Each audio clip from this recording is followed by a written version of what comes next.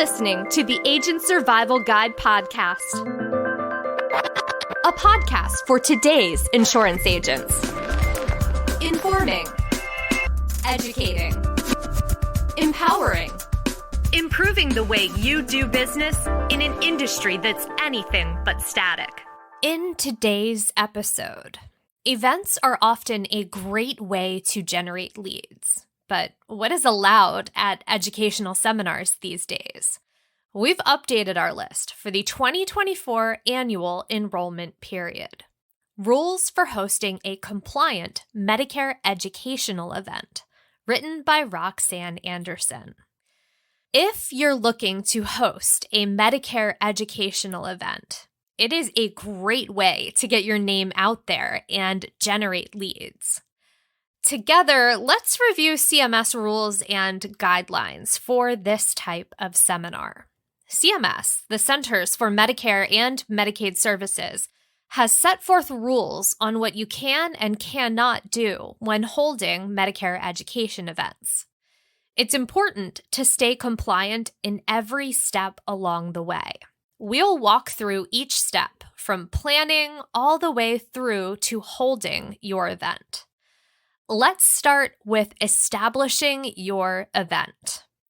Before you get too involved in planning your event, make sure you first review your motivation for putting on the presentation.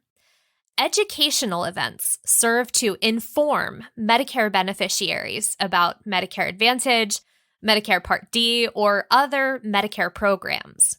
During these events, you cannot market specific plans.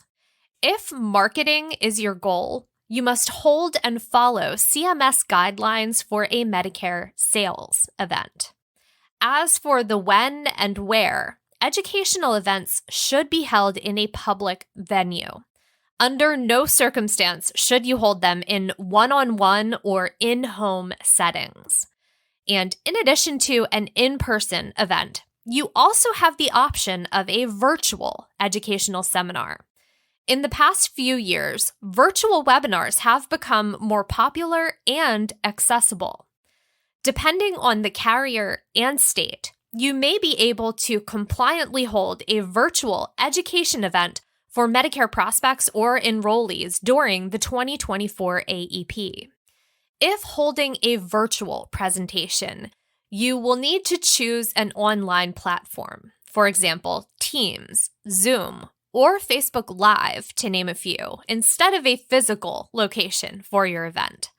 Your carriers will likely have specific rules for virtual events, so check with them first. We've recently published an Agent Apps episode on free video conferencing apps, so be sure to check that out in the episode notes to learn more about some of those options. Once you've got the details down, it's time to start promoting your Medicare educational event. You can advertise these events via most forms of marketing, including newspaper and radio ads, flyers, and direct mailers. However, there are a couple guidelines you must follow when marketing educational events. All educational events must be explicitly marketed as, quote, educational to beneficiaries. Educational event advertisements and invitations must also contain the following disclaimer, quote, for accommodations of persons with special needs at meetings, call, and then insert your phone number and the TTY number, end quote. When it comes to enrollee-only events, these may qualify as marketing. Typically, enrollee-only events are held for a specific carrier's current enrollees, and the intent is to retain the current enrollees in a plan. Retention marketing, or the mentioning of any benefits, is considered marketing according to CMS. Since enrollee-only events are conducted on behalf of a specific carrier, we advise you to follow carriers' guidelines to stay compliant. And quick mention here, you can review the full Medicare communications and marketing guidelines, as well as the Medicare Advantage and Part D communication requirements on the Federal Register site. Those are also linked in the episode notes for you under the References headline. Now that we've covered the event type, medium, and marketing, next is your presentation. During educational events, remember that the primary focus is to educate attendees. It is not to lead or attempt to lead attendees toward a specific plan or set of plans. Keep in mind, carriers may send secret shoppers to your educational events. If you violate CMS guidelines, you could be subject to administrative hearings, administrative penalties, cease and desist orders, up to license suspension or revocation. We know you want to avoid those situations, so here are educational event do's and don'ts to help maintain your compliance. We'll start with things you can't do at a Medicare educational event. You cannot display a sign-in sheet or collect contact information like names, addresses, or phone numbers of attendees. This doesn't constitute as permission to contact. You are not allowed to hand out applications or marketing materials which contain specific plan information like premiums, co-payments, etc. Do not answer questions beyond what attendees ask. You are not allowed to give away cash or other monetary rebates at an educational event. You cannot provide or collect scopes of appointment or enrollment forms. Agents may not lead or attempt to lead attendees toward a specific plan or set of plans.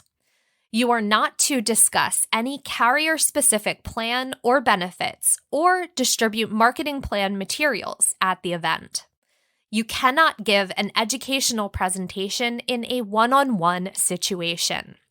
You are not allowed to hold a marketing/sales event within 12 hours of the educational event in the same building or any adjacent buildings. So that was our list of prohibited activities. Now let's move on to what you can do at an educational event. You can hand out objective and generic educational materials on Medicare Advantage, Medicare Part D, and other Medicare programs. You are allowed to answer questions posed by the attendees. As we mentioned earlier, just don't take your answer beyond the scope of the question asked. You can provide attendees with generic business reply cards. You are also allowed to give out your business cards and contact information for beneficiaries to use to initiate contact. So that's our list of do's and don'ts. Quite a bit to consider there. Now keep in mind, the purpose of an educational event is to empower beneficiaries with knowledge. Medicare beneficiaries need your expertise, and you need their trust and business. As long as you follow the rules, there's no reason why you and your clients can't both benefit this AEP. If you're looking to make sales, plan a separate sales event. We will be publishing a refresher episode for hosting a compliant Medicare sales event in the near future. So make sure you're following along with the podcast to get notified when that new episode drops. CMS and carriers take compliance very seriously. Here at Ritter, we do too.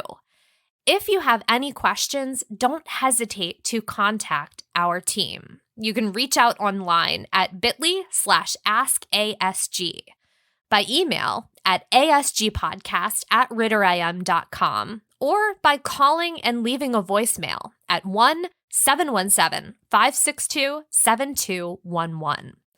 Couple different ways to get in touch and get your questions answered. Thank you so much for listening. We will see you next episode. The Agent Survival Guide podcast is a production of Ritter Insurance Marketing, an Integrity company. This episode was written by Roxanne Anderson. Script adaptation by Tina Lamoureux. Recording and production by me, Sarah Ruppel. Podcast design by Urban Rivera. Artwork by Vivian Zhao. Follow along with our show wherever you like to listen.